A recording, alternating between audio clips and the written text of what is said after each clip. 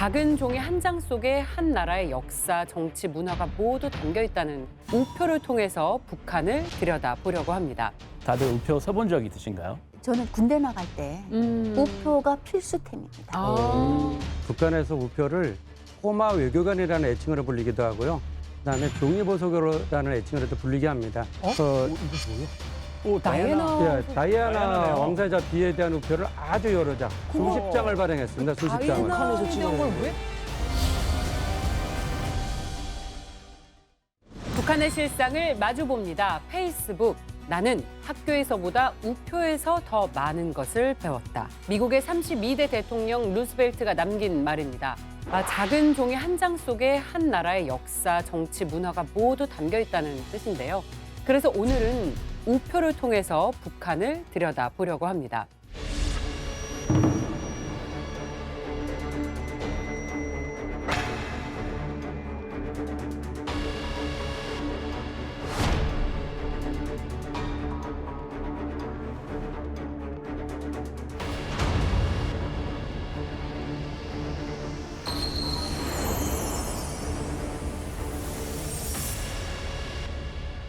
자, 먼저 오늘 함께할 분들을 소개해드립니다. 북한 이탈 주민 이소연 씨 그리고 이철은 씨와 함께하겠습니다. 북한 우표로 연애 편지, 군대 편지까지 다 써본 우표 짬밥 있는 여자 북한 여군 출신 이소연입니다. 반갑습니다. 요즘 북한 MZ에겐 우표는 시기템이고요. 편지보단 선전용. 예. 요즘 우표 얘기 들려드릴 보이부 출신 이철은입니다. 모이부 다르네요. 네, 자 그리고 우표를 통해서 북한의 시대 변화를 읽어온 분입니다. 우표 전문가이자 북한학 박사이신 안재영 박사님 모셨습니다. 어서 오세요. 네, 반갑습니다. 초대해 주셔서 감사합니다. 무역회사를 한 30년 운영하고 있고요. 북한 우표를 가지고 석박사를 마쳤습니다. 오두산 통일전망대 바로 옆에다가 DMZ 평화교육원을 개원해가지고 운영하면서 북한 이탈 주민들과 아주 다양한 행사를 하고 있고요. 매년 독도를 1년에 한 번씩 지금까지 한 25차례를 방문하면서 독도 지킴이 활동도 열심히 하고 있습니다. 반갑습니다. 반갑습니다. 우표에 관심을 가지시게 된 계기가 있나요? 북한학을 입학해가지고 논문 주제를 정해야 되잖아요. 일부 우표를 제가 선물 받은 게 있었어가지고 그래서 우표를 연구하다 보니까 북한에서는 우표를 나라의 명함, 종이보석, 꼬마 외교관이라 부를 정도로 굉장히 대외적으로 중요한 입장을 표현하는 것이기 때문에 관심을 갖고 연구를 시작하게 됐습니다. 그래서 논문 주제로 우표로. 네, 그렇습니다. 와, 재밌네요. 그 인터넷이 없던 시절엔 우표 전엔 우리 엄마부터 침으로 붙여가지고 편지 많이 보냈잖아요. 다들 우표 써본 적 있으신가요? 저는 군대 나갈 때 우표가 필수템입니다. 내가 군대 나갈 때 왜냐? 군대 나가는 외출 안 내보내고 휴가를 안 보내니까 우표를 엄마가 50장, 100장, 300장. 우와. 군복무 10년이잖아요. 그럼 한 번에 다 네. 가져요? 네, 그래서 우표를 가지고 가서 편지를 계속 써라. 우표 걱정하지 말고 써라.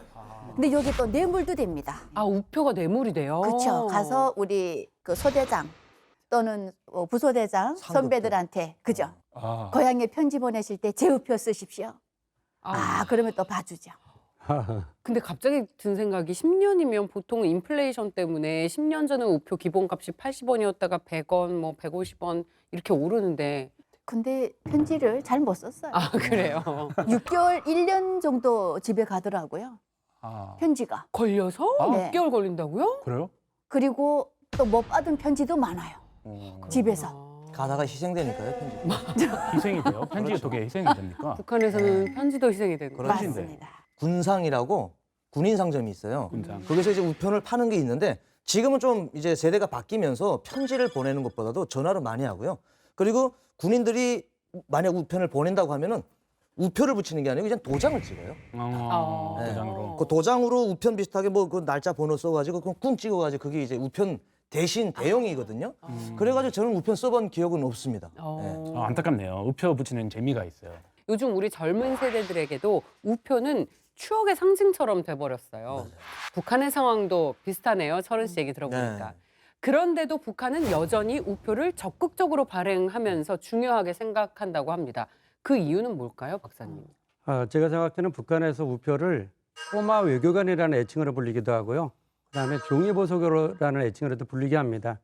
그 이유는 북한은 이제 국제제재를 통해서 자기네들의 목소리를 외부로 낼 수 있는 기회가 없는데 이 우표 발행을 통해서는 자신의 목소리를 전 세계에 보낼 수 있기 때문에 자신의 목소리를 내기 위한 하나의 대외 선전용으로 우표를 특별히 많이 발행하고 있다고 생각합니다. 또 하나는 북한 우표 수집가들이 전 세계적으로 수십만 명이 되기 때문에 이 사람들 대상으로 판매하면 돈이 들어오니까 종이보석이라 부르기도 있죠. 보석. 또 하나 목적이라 그러면은 유엔 가입 국가 192개국 중에서 그 유엔 산하의 만국 우편 연합이라는 그 단체가 국제 기구가 있습니다. 그 만국 우편 연합에 가입된 국가들만의 우표를 발행할 수 있는데 북한에서 우표를 발행하고 전 세계를 보낼 수 있다는 것은 북한도 정상 국가다라는 것을 외국에 이렇게 홍보하기 위한 목적도 굉장히 크죠. 아하. 그 연합에 들어가요, 북한. 네.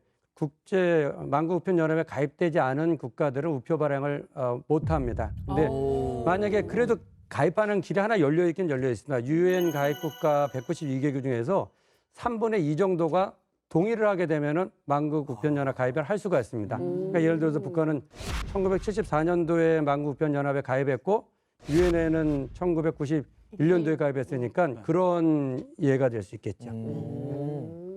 그래서 우리나라 대한민국 같은 경우는 지금 전체적으로 3,856종이 발행이 됐고 북한은 그 2배가 넘는 7,227종의 우표를 발행하고 있습니다. 2배가 넘어요? 북한이 더 많아요? 눌렀어요.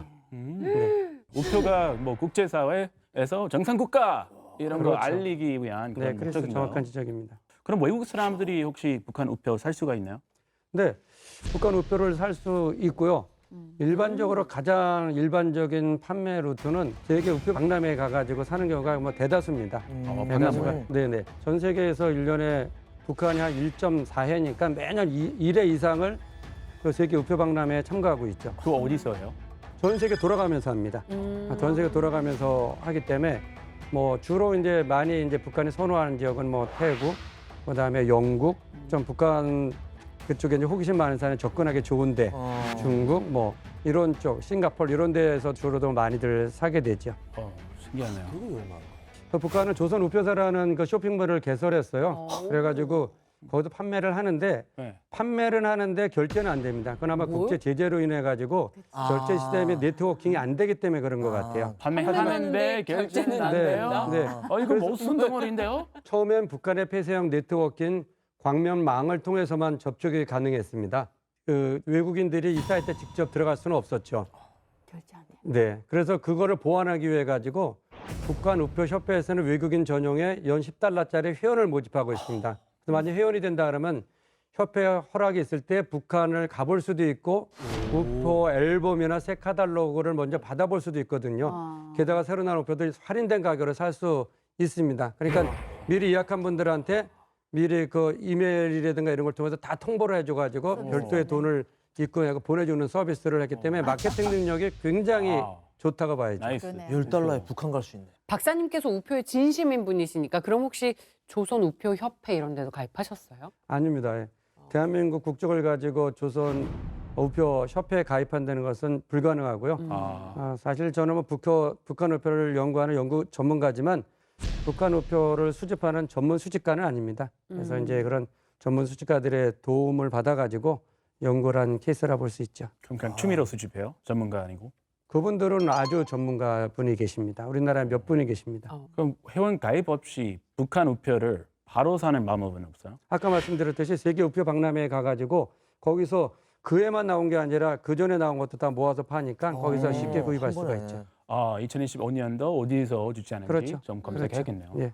북한 주민들은 그럼 이렇게 해외에 수출되는 우표가 있다는 사실 알고 있어요? 우리나라보다 우표 발행이 2배나 되는데. 저는 평양에 갔을 때 봤거든요. 그러니까 우리가 그냥 편지 써서 붙이는 우표랑 다르게 종이 재질 자체가 다르고요. 해외용은 해외용이. 그다음 크기가 다르고 굉장히 그 디자인도 이쁘게 했어요. 그리고 거기에 보면 김일성, 김정일 얼굴이 들어가 있고 이런 것들을 전시해 놓은 코너들이 있었어요. 좀 더 품질이 좋은 거예요. 품질 굉장히 좋죠. 근데 거기에는 일반인들이 가서 줄도 못 서게 하는 거예요. 그러니까 저희는 그냥 당연히 저게는 외국인 어떠한 뭐 김일성, 김정일 뭐 칭송하는 이러한 사절단 이런 사람들이 기념품으로 주는 거구나. 근데 지방에서는 못 봤어요. 우표 많이 드리면 득템일 것 같아요. 사고 싶어 할 것 같은데요. 저런 거.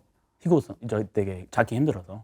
저는 우표에 관심도 없었거든요. 솔직히 외국에 이제 외국 전용으로 파는 우표가 있는지도 몰랐어요. 예.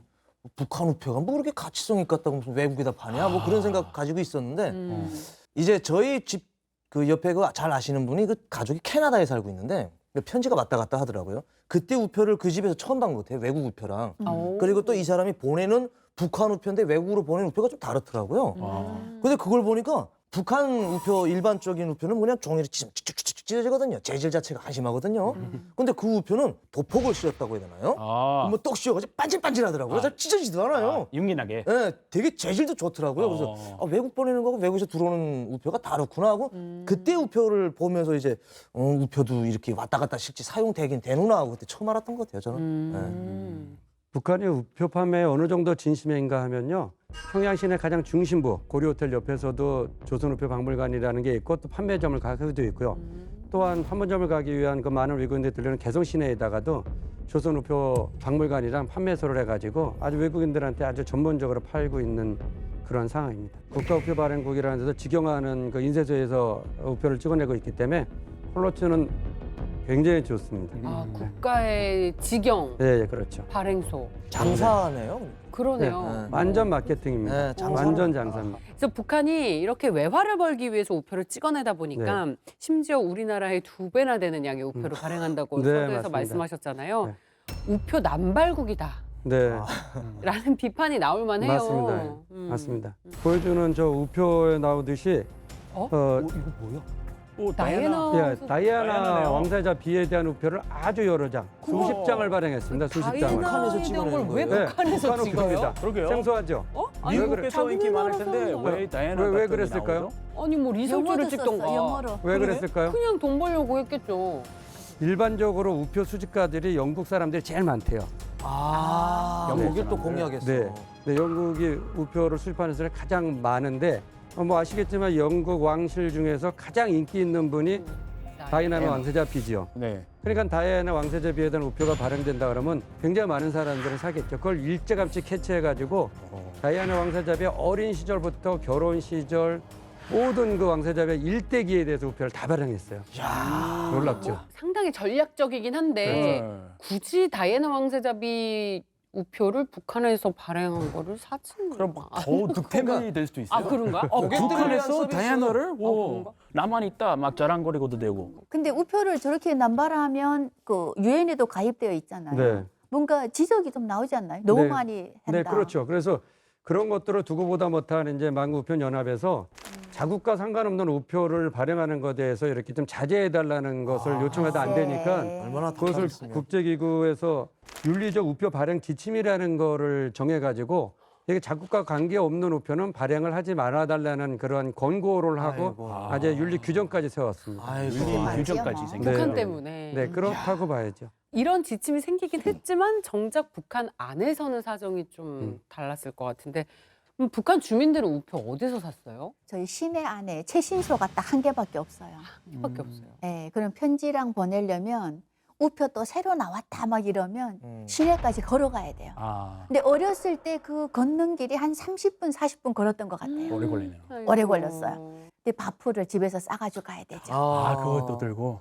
그래서 집에서 아버지가 잎밥 먹고 쌀밥 먹고 우리는 옥수수밥 먹는단 말이에요. 어머머머. 그럼 아버지 한 숟가락 남겨달라고 해가지고 아, 이런 비닐에다가 밥풀을 마르지 않게 싸가지고 주머니에 넣고 가서 우표에다 이렇게 착 발라서 붙였죠. 근데 이런 최신소가 시내에 있고 뭐 리나 뭐 동 같은 데 가면 그 약간 뭐 그 조금 분소로 이렇게 나와 있는 데가 있었습니다. 맞아요. 그런 데서도 팔기도 하고 했는데 새로운 우표 나왔다 그러면 그 소녀 감성으로 가서 저 이쁜 걸 사서 그래. 꼭 붙이고 싶은 거 있잖아요. 네. 그런 게 있었죠. 저도 어릴 맞아. 때 그 우표 막 붙이고 가면 고르는 재미가 있었어요. 맞아요. 우리 너무 공감한다. 맞아요. 네. 그래요? 그럼요. 공감하시죠, 아, 그럼요. 박사님도. 네, 맞습니다. 아 근데 네. 이제 밥알로 붙인다고 했잖아요. 밥풀로. 근데 그 장단점이 있어요. 그 북한에는 이제 우표물을 이렇게 하면 기차 있잖아요. 그 빵통에다 그냥 십자가로 묶어가지고 막 씻거든요. 그럼 그 밥풀로 붙이는 게 떨어지는 것도 있어요. 딱 그런 미리 단점도 봐봐요. 있어요. 그게 떨어지면 또 저거니까 어디로 갈지 모르니까 그래서 주인 잃고선 그것이 바로 이제 사망하는 거예요. 어디 못 가니까 그런 경우들이 있는데 우표도 이제 우체국에서도 팔고 최신소에서도 파는데 시장 가면 또 팔아요. 네, 시장에서도 우표를 팔고 군인들 같은 경우에 이제 군인 상점에서도 팔고 우표를 파는 데도 여러 군데가 있습니다. 이전에는 철호님이 이렇게 사용했을 때는 북한 우표 재질이 좋지 않아 가지고 그렇게 바발이 꼭 필요했었는데 지금은 평양 시내 중심가에 국가 우표 발행구에서 우표만 발행하는 전문 인쇄소란 것도 유럽에서 아주 고가의 그 인쇄소를 인쇄기기를 들여와서 인쇄하기 때문에 지금은 이제 바발이 필요 없는 상황입니다. 북한도 발전해야죠 뭐. 그렇죠. 근데 저희 때에는요 우표 종이가 재질이 정말 이 종이보다도 더 안 좋았어요. 맞아요. 누런색에 그냥 이렇게 그림이 있고 거기다 그냥 10전 이렇게 썼어요. 근데 이렇게 바발 붙이다 보면 얘가 찢어지잖아요. 문제는 찢어지면 그걸 다시 또 이렇게 딱 성형 붙여야 돼요. 그렇죠. 펄줄처럼 다시. 그렇지. 그렇게 해서 또 붙이기도 하고. 근데 여자들 로망 있잖아요. 야 이번에 우표 나왔대. 그러면 모양대로 저희가 이렇게 하얀 종이에다가 붙여요. 바발로. 봐라 나 이번에 이거 구했어. 예, 내가 득템한 거다. 나 이만큼 많다. 자랑거리도 됐는데요. 옛날 생각나네요. 옛날 생각. 그럼 이런 북한 우표가 붙은 편지들은 한국으로도 배달이 될 수 있는 거예요? 우표를 발행할 수 있는 나라는 유엔 산하 국제기구인 만구우편연합 회원국뿐인데요. 그래도 북한 우표가 붙은 편지는 전 세계 192개 회원국 가운데 단 2나라만 빼고 거의 모든 나라로 배달이 가능합니다. 그 2나라가 바로 미국과 한국이에요. 결론적으로 우리나라에서는 북한에서 우편물을 받을 수 없습니다. 예상했어요. 안 될 것 같아요. 그렇다면 실제로 북한 내부에서는 우표가 어떻게 사용되고 또 어떤 종류가 있었을지 알아보고 싶은데요. 북한 최신소에서 근무했던 북한 이탈 주민의 이야기를 통해서 북한 우표의 실태에 대해서 알아보겠습니다. 북클립에서 만나보시죠. 우편물을 수취, 발송, 전달하는 우정기관, 우체국. 북한에선 최신소, 현재는 정보산업성이라고 불립니다. 1946년부터 지금까지 7,200여 종의 우표를 발행한 북한. 제재 선전이 주 기능인 만큼 제작부터 공급까지 전 과정을 중앙에서 총괄합니다.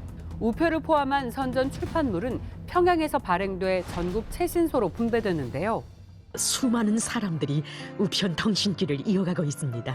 저국의 새 소식을 안고 비가 오나 눈이 오나 당원들과 근로자들 속으로 우편 통신의 길을 걷고 걷는 이들의 심장은 오직 한 번새 우리 당의 사상과 숨결로 거동치고 있습니다. 과거 최신소에서 근무한 북한 이탈 주민을 통해 집중 분석해 봅니다. 약 한 5년 정도 했고요. 근무를 2011년부터 한 16년 말까지 했었어요. 소장, 당비서, 그다음에 각 작업반 반장들이 있고, 그다음에 그 작업반 소속 인원이 있는데 현업 작업반, 그다음에 그 유방, 기계 작업반, 선로반, 현업 작업반이라면 이렇게 편지 다루고 그리고 이렇게 전화 이렇게 다뤄주고 우편물 취급하는 데거든요. 북한의 우표는 크게 보통 우표, 기념 우표, 항공 우표로 나뉩니다. 북한에서 가장 많이 사용되는 건 단연 보통 우표인데요. 단, 우편 배송 속도는 우표의 개수에 따라서 달라집니다. 즉, 우표를 많이 붙일수록 빠른 우편으로 취급된다는 의미입니다. 10원짜리부터 아마 봤을 텐데 제일 비싼 게 2,000원짜리가 본 것 같아요. 그 편지 봉투에다 금액이 얼마짜리 붙이는 거에 따라서 빨리 갈 수 있고 늦게 갈 수 있다고 얘기를 해주면 10원짜리 붙일게요 하면 뭐 한 달 갈 수 있는 것도 뭐 2달 갈 수도 있고 2,000원짜리 붙일게요 하면 좀 빠른 걸로 해드릴게요 하고. 그런데 이처럼 저렴한 일반 우편을 북한 주민들은 선호하지 않습니다. 그거 엄청 느리죠. 그냥 그거는 가도 되고 안 가도 될 정도의 그냥 일반 편지라고 보면 되죠. 사계절 중에 겨울은 안 갈 확률이 더 높고 여름에는 정전 때문에 느려지거나 안 갈 수가 있는 거예요. 기차라는 게 정전되고 연착되고 하면 거기서 뗄감이 없으니까 각종 편지, 신문 꼭 가야 될 거면 그나마 관리를 잘해서 올라가지만 다 그것도 뗄감으로 소화하게 되죠. 북한에서 가장 비싼 우표는 항공 우표입니다. 그러나 항공 우표 수요가 적은 진짜 이유는 따로 있었습니다. 네, 검열되죠. 편지를 제가 이렇게 뭐 환경북도 청진에서 해우표를 붙이면 최신소에서 그거를 평양 우체국으로 보내가지고 평양 우체국에서 검사가 끝나고 해로 나가는 거예요. 일반 우표 붙이는 가격에 비해서는 한 3-4배는 비쌀 거예요. 그거는 저도 뭐 1년에 한두 번 사용하는 걸 봤지 그렇게 많이 사용되는 건 못 봤어요. 우상화가 소재인 기념우표는 의외로 북한 주민들이 접하기 어렵습니다. 특히 김정은의 사진이 들어간 우표는 최신소에서 일한 그도 낯선 기색이었는데요.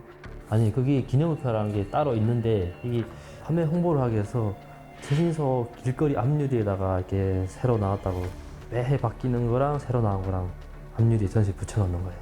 김정은이 영상 이렇게 얼굴이 있는 것처럼 이런 거는 그 단기간에서 취급해가지고 배포량이 적은 거예요. 처음에 제가 2019년도에 일단 2019년 9월에 나왔고 나올 때까지는 없었거든요.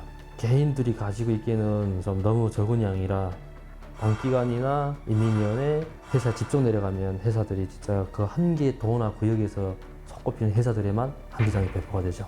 그러니까 일반 지방 같은 데는 보지 못했을 거예요. 오랜 기간 원거리 통신 수단이었던 우편. 하지만 요즘은 북한에서도 편지를 보내는 사람은 보기 드뭅니다. 우편을 잘 사용하지 않게 된 거는 2009년도부터 일단은 휴대폰이 나오기 시작했어요. 전화가 생기니까 편하니까 다 이렇게 문자로 주고받으니까 그렇게 사용을 안 하는 거죠. 우표 판매량이 줄어든과 동시에 최신소 직원들에게 따른 고충. 과연 무엇이었을까요? 청진시에 무슨 3만 명이 살면 3만 장이 내려와요. 근데 그 우표 할당량이라는 게 이렇게 기념우표처럼 이렇게 정해진 우표가 내려오면 이렇게 판매할 수 있는 양이 최신소에서만 판매하면 양이 정해져 있기 때문에 이렇게 할당량을 채우려니까 구역당이나 이민원에 보내가지고 각 회사들마다 배포용으로 해가지고 판매를 하는 거예요. 그거 돌려보내는 건 보지 못했어요. 돌려보낼 수가 없죠. 기념우표 같은 거는 나오면 무조건 할당량을 채워야지 그걸 돌려보낸다는 걸 못 봤어요. 그러니까 그렇게 강제적인 판매량을 하는 거죠. 북한은 여전히 우표를 선전의 수단으로 활용하고 있습니다. 하지만 일부 주민들에겐 그 우표가 이제 부담이자 할당품이 됐죠. 과연 북한에서 우표는 앞으로도 체제의 상징으로 남을까요? 아니면 점점 잊혀져가는 종이 한 장이 될까요?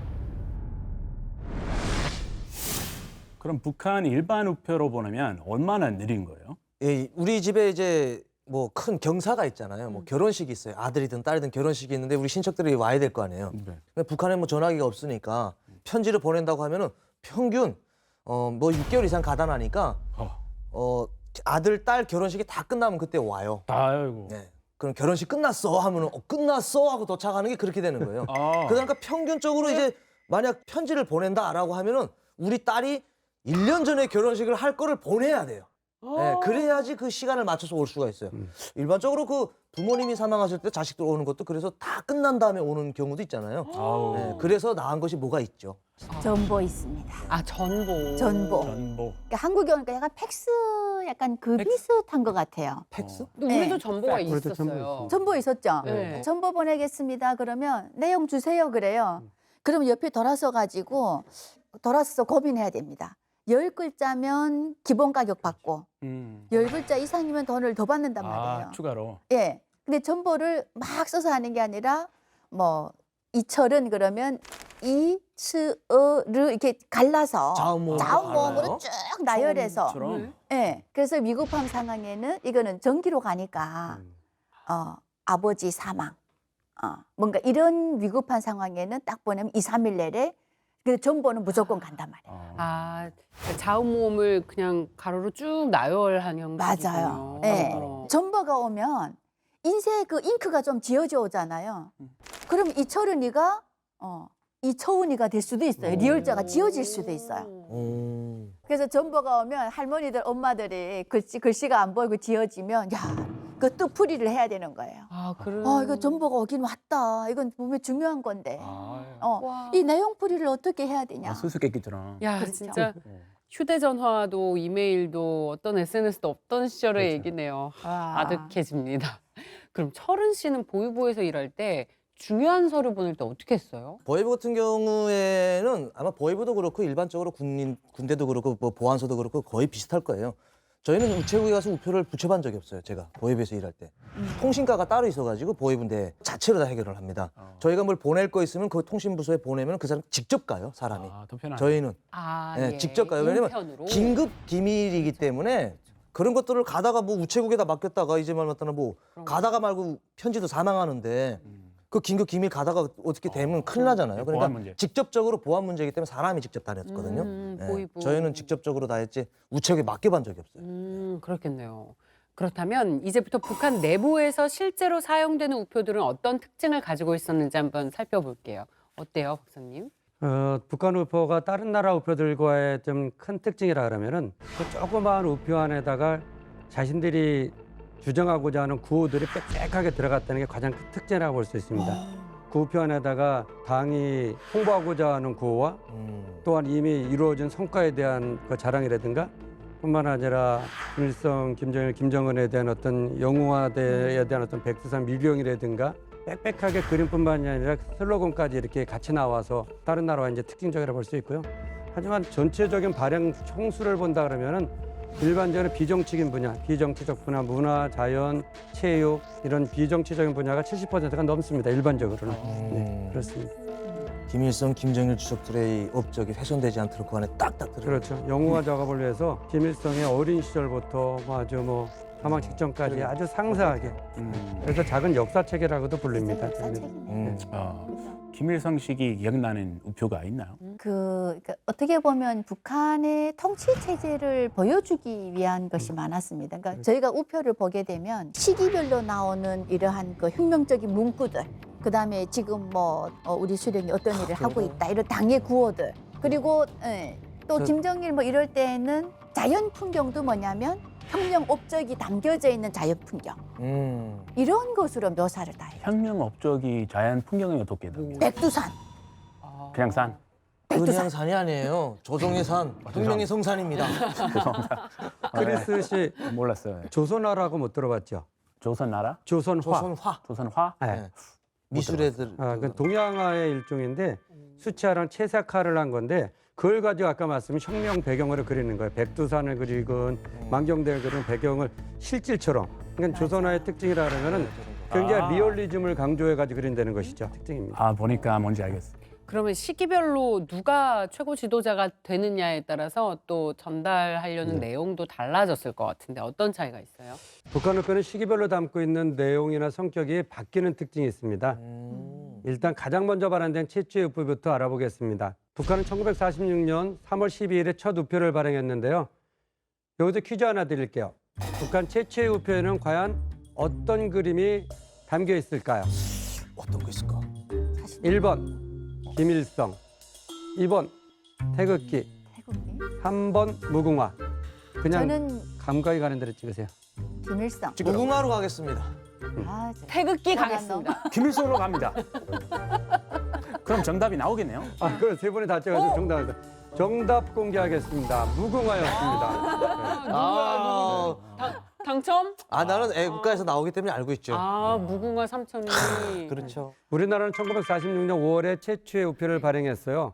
그리고 같은 해 8월에 나오는 우표 도안을 보면 무궁화가 소재로 등장하죠. 이걸 보면 당시만 해도 우리나라와 북한 모두가 이 무궁화를 나라의 꽃, 즉 국화로 인식하고 있었다는 걸 알 수 있습니다.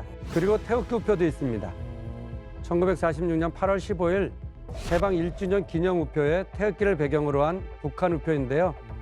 48년 7월 10일 북한 국기가 제정되기 전까지는 북한에서도 기존에 사용하던 태극기와 무궁화를 국기와 국화로 그대로 사용하였습니다. 네.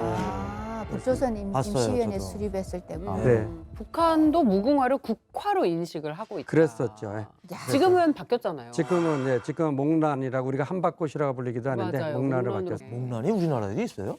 그럼요. 저희 집에도 심겨져 있습니다. 두 그루. 난 북한에만 있는 줄 알았는데. 우리나라도 있어. 우리나라의 야생화입니다. 한반도에 있는 야생화입니다. 있습니다. 무궁화로 시작했던 남북의 첫 우표는 이후에 완전히 다른 길을 걸었을 겁니다. 김일성 시대 북한 우표의 특징은 어떻게 달라지기 시작했는지 궁금해요. 네, 김일성 시기의 우표의 특징이라 그러면은 모든 권력이 김일성에 집중되고서부터는 김일성에 대한 우상화 우표가 아주 압도적으로 많이 나오게 됩니다. 특히 보천보 전투라는 게 1937년에 있었는데 그 보천보 전투를 통해서 김일성이 항일 영웅으로 굉장히 이렇게 뜨게 됐습니다. 그걸 계기로 해가지고 김일성을 영웅화하고 우상화하는 그 우표들이 조선화라든가 그런 그 그림을 통해 가지고 우표로 발행되면서 아주 압도적으로 김일성에 대한 우상화 우표들이 많이 발행하게 됩니다. 사실 김일성 하면 제일 먼저 떠오르는 게 이제 천리마 운동이잖아요. 네네. 그럼 노동자들을 표현한 뭐 이런 우표들도 많이 나왔을 것 같은데요. 네네. 그래서 천리마 운동을 강조하기 위해서 천리마를 주 배경으로 한 우표들도 여러 장이 발행이 됐죠. 그러나 또 57년 1차 5개년 계획을 시작하면서 58년도부터는 천리마를 타는 마음가짐으로 이 경제 성장을 시키겠다기 때문에 이 천리마 우표가 아주 반복적으로 여러 번 나오게 됩니다. 많이 발행했군요. 네네. 천리마를. 그 다음에가 사회주의 정신 가치를 확장시키다. 우리는 이렇게 평등하다, 공평하다는 강조하기 위해 가지고 뭐 무상 의료, 무상 교육, 무상 그런 거에 대해서 저 강조하는 우표들을 굉장히 많이 발행하고 그랬습니다. 저 도장 찍힌 게 있네 옆에. 네. 우편 보낼 때 저렇게 도장 찍는 거예요. 네. 아, 한번 쓰인 우표군요. 예. 사실 쓰인 쓰인 우표가 저거 더 비싸게 팔립니다. 아, 그래요? 그래요? 그래요? 네. 아 근데 왜요? 우표 가격이 얼마예요 한 장에 외국에서? 그거는 뭐 정해진 건 없습니다. 아, 정해진 부르는 건 게 없어요. 값. 그럼 그런 게 100만 불일 수도 네, 있겠다. 그렇죠. 김일성 씨기 또 기억나는 우표 있어요? 사실 그때 그 뭔가 이런 혁명 주체 이런 걸 강조하면서 혁명 가극들을 많이 만들었어요. 맞아요. 꽃파는 처녀. 아, 그 인민들이 그 지도자를 모셔서 혁명 투쟁을 했다. 맞아요. 그래서 그런 꽃파는 처녀 그 예술 음악과 관련된 예. 아. 어머 저거네요. 맞아요. 저 피바다. 기억나요? 네네네. 정말 피를 흘릴 수밖에 없는 이러한 그 혁명 운동들이 있었는데 거기에서 수령을 중심으로 계몽을 해서 일제하고 싸웠다. 아, 이런 내용이죠. 저게 다 그 혁명 정신이 담겨져 있는 나라 독립을 위해서 피를 많이 흘렸다. 피를 많이 이 흘렸다. 바다가 됐다. 예. 그래서 이렇게 계몽을 해야 된다. 사상적으로 뭉쳐야 된다. 이런 걸 강조한 거죠. 김일성 때는 또 농민이 그려진 이 우표들도 많이 나왔는데 그리고 또 제3자들이 많이 나왔어요. 김책, 최영, 김정숙을 비롯해가지고 아. 예, 그런 사람들이 이런 사람들이 우표들이 또 굉장히 많이 나왔습니다. 그럼 김정일 시기 우표는 어땠어요? 달랐어요? 김정일에 대한 우표는 1987년에 최초로 우표가 나왔습니다. 그러니까 태양이 둘일 수는 없잖아요. 김일성과 김정일이 둘일 수는 없는데 1987년도 2월에 이제 김정일 초상화가 나온 우표가 나왔고 또 백두산을 배경으로 한 저렇게 조선화 형식으로 또 김정일이 나왔다는 것은 김일성의 건강이 벌써 이 87년서부터 상당히 좀 문제가 있지 않았었나. 그러니까 차기 후계를 확립하기 위해 가지고 김정일 우표가 나오기 시작하지 않았나라는 생각이 듭니다. 그다음에 김정일이 권력을 이제 다 승계받은 다음에는 선군 정치에 대한 우표들이 굉장히 반복적으로 나오죠. 네. 선군 정치. 예. 그때는 왜냐하면 이제 군난의 행군이랑 거의 맞물리기 때문에 북한이 쓸 수 있는 돈은 조금밖에 없는데 이걸 우선적으로 배급을 해야 되는데 그 돈을 대다수를 군에다가 이제 투자를 한 거죠.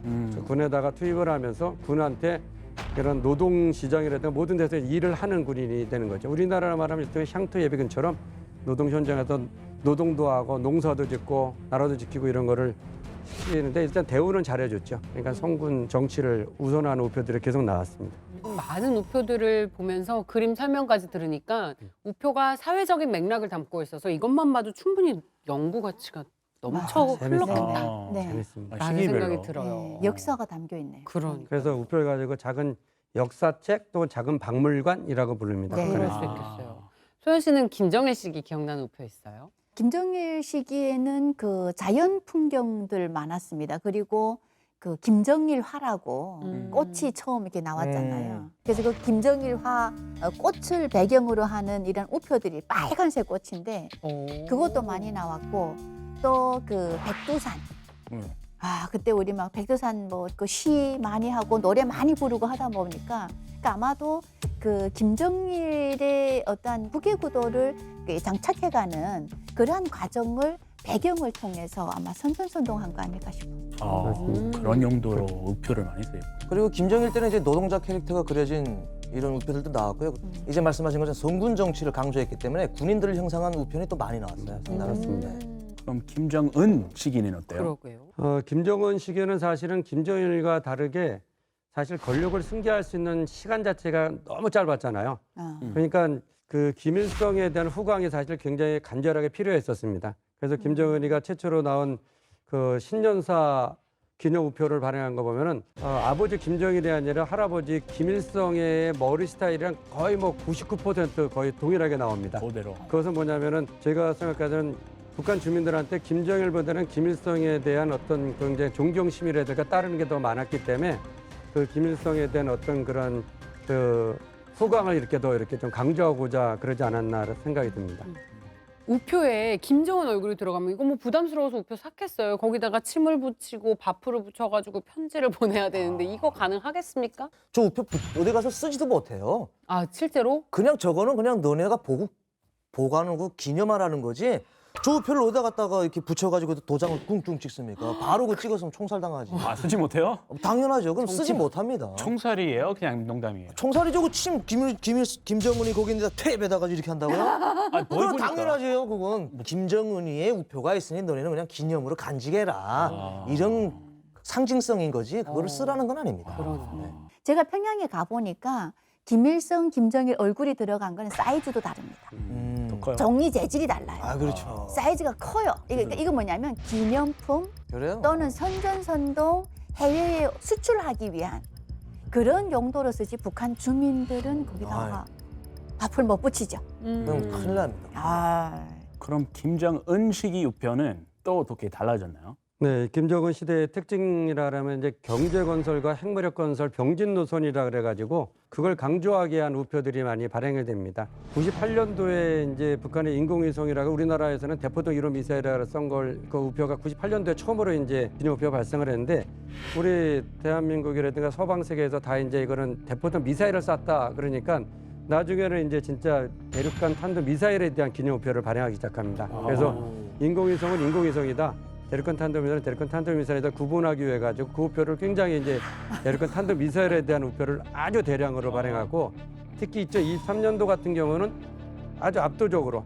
아까 말씀드렸듯이 일반적으로 북한에서도 자연, 문화, 역사, 비정치적인 분야의 우표가 일반적 70%인데 2023년의 경우에는 70%가 군사력, 무기에 대한 우표를 발행해요. 70%나. 이거는 아주 역사상 있어 보지도 않았던 일인데 그만큼 외부에 자신의 무기를 이렇게 홍보하고 강조하고자 하는 목소리가 있고요. 다시 2024년, 2025년도에는 정상으로 와가지고 요즘은 강조하는 우표가 두 가지입니다. 인민대중 제일주의를 강조하는 우표랑 그다음에 지방발전 20승 곱하기 10정책이라는 거. 이 두 가지 우표가 가장 반복적으로 강조해서 발행하고 있습니다. 실제로 북한에서 나오는 우표를 보면 아 진짜 이런 분야에 가장 중점을 두고 있구나. 맞습니다. 너무 보이네요. 맞습니다. 이렇게 시기별로 우표가 다양하고 사회적 함의를 담고 있다면 북한에서도 분명히 우표를 모으는 컬렉터들이 있겠어요. 저희는 모았어요. 그러니까 왜냐하면 북한은 그 취미 생활이 거의 없잖아요. 그러니까. 못 하잖아요. 제한적인 게 굉장히 많고. 네. 그러니까 이렇게 다양하게 나오는 우표를 먼저 모으고 먼저 붙여서 소장하는 이런 것들이 굉장히 취미였습니다. 그리고 뭐 최고 존엄 이런 것들은 저희가 할 수 없지만은 주로 그 생활과 관련된 문화 이런 것과 관련된 이런 것들은 알록달록 모아서 그 소장하는 게 굉장히 그 여자로서는 그 행복했어요 그때. 아, 무기 들어간 거 말고 좀 예쁜 것들 위주로 예쁜 것들. 가져왔어요. 아니 못 가져왔죠. 제가 아시는 분 중에서 북한에서 있었을 때 그 우표 수집가가 있었어요. 근데 뭐 그 연도별로 그 가치가 좀 다른 것 같아요. 근데 그때 뭐 60년대 우표가 뭐 없다는지 그러면서 그거를 사기 위해서 그런데 북한에도 우표 수집가들이 따로 있습니다. 근데 북한에서는 가장 이제 이 사람들이 생각하는 이런 수집가들이 생각하는 거는 상징성은 둘째예요. 뭐 김일성, 김정일 나오는 건 그 국가에 있다. 그냥 그 생각이고 그건 필요가 없다고 희소성이 있는 거. 아하. 이게 언제 거고 이게 가치가 있는 게 또 그 사람들끼리 나름이 있나 봅니다. 그런 거는 꽤 고래가 많이 이거 돈도 꽤 왔다 갔다 하고 하더라고요. 그래서 제가 담배값 먹는 사람은 많이 봤어요. 북한 담배값 옛날부터 나온 거. 근데 우표 먹는 사람은 그 사람 처음 봤던 것 같아요. 근데 그 사람 이야기하는 거 보니까 또 주변에 좀 있다고 하더라고요. 그쪽들 마니아들끼리만 통하는 그런 거 있겠죠. 네, 그런 게 있나 봐요. 그런 게 값이고. 자, 지금까지 김일성, 김정일 그리고 김정은 시기별로 우표들을 살펴보면서 북한 정권의 관심사와 사회 변화까지 함께 읽을 수 있었습니다. 진짜 우표가 살아있는 역사구나라는 생각을 했습니다. 자, 그렇다면 북한의 지금 2025년 최신 우표에는 어떤 메시지를 담고 있을까요? 일단 제가 퀴즈를 다시 한번 낼게요. 이 두 우표의 이 우표의 차이점, 가장 큰 차이점. 저는 찾았어요 벌써. 아 그래요? 네. 엄청나시네 근데 손님이. 그럼 다른 다른데요? 분께 양보하겠습니다. 처음부터? 내용 자체가 내용 자체는 다른데, 네. 가격? 저도 찾았어요. 이 콘텐츠 그 그림뿐만이 아니라 콘텐츠에서 두 분께 기회 드리겠습니다. 그래 두분 그럼 다 크리스부터 말씀해 보세요. 그 중에 확률이 별로 낮으니까. 연도에서 무슨 차이가 있나? 연도에서. 연도 저기 2020 있고 응? 여기는 2025 있고. 애매하네요. 왜요? 없어요. 밑에 있네 2025. 2025, 2020만 보여요? 그 오른쪽에는 주체 109가 있고 2025년은 이거는 국제사회로 달려 있군요. 그렇습니다. 주체가 있냐 없냐를 보내는 거예요. 주체 그 위에. 예. 그러니까 이건 무슨 말씀이냐면은 김일성이 1912년도에 이제 탄생했어요. 네. 그 1912년을 기초로 주체 연호라는 걸 북한에서는 아직까지 지켜왔어요. 주체 연호. 그러니까 여기 2020년 거 보면은 보시다시피 주체 연호랑 서력이랑 같이 있잖아요. 2020년 주체 몇 년도 이렇게 돼 있잖아요. 109 근데 2025년도에는 주체 연호가 없어졌어요. 없네요. 이거는 어마어마하게 놀라운 변화입니다. 그거 없어졌어요. 네, 주체 연호가 없어졌다는 것은 엄청난 큰 변화입니다. 북한의 정상국가를 강조하고 싶은 거예요. 인민대중제일주의랑 지방발전 20선 곱하기 10을 정해서 자기도 정상국가를 이제 이렇게 하기 위해서 다른 나라와 똑같이 서력으로만 쓴다는 거죠. 2025년만 주체를 없애고요. 그리고 또 하나 큰 특징이라면은 2019년까지만 하더라도 북한에서는 김일성화, 김정일화라고 들어보셨죠? 네. 아시죠? 다? 무쌍화. 아니 그 화가 아니고 꽃. 꽃, 플라워. 플라워화. 플라워에 오케이. 김일성만을 위한 플라워가 있었고요.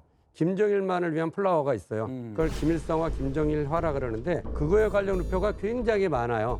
네. 근데 2019년 이후로는 그 우표가 사라지고 북한의 국가를 상징하는 목란꽃, 그다음에 북한의 국수를 상징하는 소나무 이거에 대한 우표들이 반복되면서 우리 좀 제발 이제 정상국가를 좀 봐줘라는 메시지를 우표를 통해서 계속 보내고 있죠. 김정은 권력이 공고해졌다. 그런 북한 것도 지우겠다. 있고요. 그렇죠, 맞습니다. 맞아요. 뭐 맞습니다. 계속 선대지우기를 하고 있었으니까 맞아요. 김정은이. 근데 그런 모습이 우표에서까지도 그쵸. 나타나고 있다. 맞습니다. 주체를 지었네요. 예. 와.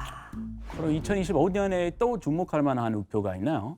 그 인물. 우리 그 우표 저 한 장 띄어지는 걸 보시면은 노동당의 조직비서라 그러면 뭐 서열로 따지면 몇 손가락 안에 드는데 조영원이라는 그 조직비서가 사라져가지고 우리나라 뉴스에서도 조영원이 숙정됐다라는 뉴스가 굉장히 많이 나왔는데 네. 우표에 이렇게 등장을 했습니다. 그래, 어디? 김정은 뒤쪽으로요. 저 뒤에 네, 네, 네. 모자 안 쓴 분. 네. 네. 그래서 우표는 굉장히 사실을 강조해서 발행을 하기 때문에 조영원이가 저기 우표에 등장했던 것은 이미 복원이 돼가지고 아주 주요직을 맡고 있다고 보는 게 거의 확실할 겁니다. 우표 보고할 수가 있어요. 북한 우표는 정치도 해요. 그럼요. 그보다 중요한 것이 국가전략원에서 이제 발행하는 북한 연구소에서는 북한이라는 잡지 보셨죠, 박사님들? 예. 그 북한이라는 잡지를 제가 월간지를 받아보고 있는데 거기 뒤쪽에 보면은 한 4페이지에 걸쳐서 북한 월간 동향이라고 나오는데 거기는 노동신문과 조선중앙통신에서 나온 그 김정은에 대한 어떤 그 동향에 대해서 쭉 나옵니다. 국가 잡지인데 거기 보면은 지방발전 20 곱하기 승 정책에 김정은이 제일 많이 가는데 조영원이가 거기 기념 우표에 나왔다는 것은 조영원의 20 곱하기 승 정책의 아주 주요 인물로서 그렇죠. 활동하고 있다라고 보셔도 될 겁니다. 비하인드 스토리 알 수 있는 네. 우표 하나만 보면. 20승 10정책에 조영원이 깊이 관여하고 있다. 네. 우리의 궁금증을 이 우표 한 장이 다 해소시켜줬네요. 네, 맞습니다. 이렇게 사라졌던 인물, 앞서 조영원도 봤지만 우표를 통해서 소환되기도 했습니다. 반대로 북한 내에서는 실제로 발행이 중단되거나 아예 사라진 우표들도 많다고 들었습니다. 네. 2025년도에 이제 다 사라졌는데요. 일단 첫 번째 사라니까 한반도 지도가 나온 모든 우표는 사라졌습니다. 둘째, 남한 사람이지만 북한의 우표를 주인공으로 나왔던 사람들이 있었습니다. 안중근, 김구 네. 이런 사람들의 우표들이 있었는데 그 모든 우표가 사라졌고요. 사라졌어요? 또 독도에 대해서도 북한에서 여러 번에 대해서 발행을 했는데 이 우표들도 사라졌고요. 심지어 통일을 주장하는 조국 헌장 기념탑이라는 그 북한 평양에 있었던 그 탑 관련 우표도 다 사라졌습니다. 즉 약 120장에 대한 남쪽에 관련 우표들이 모두가 사라졌습니다. 그래서 2023년 12월 달에 우리 남쪽을 적대적 두 국가로 선언한 이후로 남쪽에 대해서 제발 관심 좀 끌고 살자라는 것을 강력하게 좀 이렇게 보내는 메시지인 것 같습니다. 슬픈 일입니다. 두 개의 국가론도 역시 우표에다가 아예 박제를 시켜놔버렸어요. 그걸 표현으로 함으로써 이제 그 두 개 국가론에 대한 이제 정식화를 공식화를 지금 시작하려는 액션으로 보이네요. 안타깝네요. 자, 지금까지 북한 우표가 꼬마 외교관이자 외화벌이의 수단 그리고 선전물로 활용되는 다양한 모습들을 살펴봤습니다. 하지만 실제로 우표 사용은 점점 줄어드는 추세죠. 자, 그렇다면 앞으로 북한 내에서 우표의 역할은 어떻게 달라질지 박사님 어떻게 예상하세요? 네. 북한에서는 앞으로도 우표를 꾸준히 다양하게 많이 발행할 겁니다. 이 북한에서 우표를 이렇게 발행하는 중요도를 순차적으로 본다면 제일 큰 목적이 압도적으로 높은 비율이 대외 홍보입니다. 두 번째가 위화벌 이용이겠죠. 세 번째가 자기네 역사를 우표에도 담고 싶은 작은 역사책으로 했어요, 우표 발행. 네 번째가 내부적인 어떤 주민들을 결속화하고자 하는 내부 선전용. 그리고 다섯 번째가 다른 나라와 마찬가지로 우편 서비스에 대한 보증. 이렇게 저는 생각하고 있습니다. 우표를 단순 우편용으로 쓰는 시대는 끝났지만 북한은 대외 선전 목적이 크기 때문에 앞으로도 다양한 우표를 계속적으로 발행할 것이라는 생각이 듭니다. 자, 우표는 이제 단순한 우편 수단이 아니죠. 한 나라의 정체성과 메시지를 담는 강력한 상징이자 도구입니다. 앞으로 북한 우표가 어떤 메시지를 담아서 나올지 지켜보는 것도 흥미로울 것 같습니다. 북한의 실상을 마주보는 시간 페이스북은 여기까지입니다. 다음 주 새로운 이야기로 돌아오겠습니다. 고맙습니다.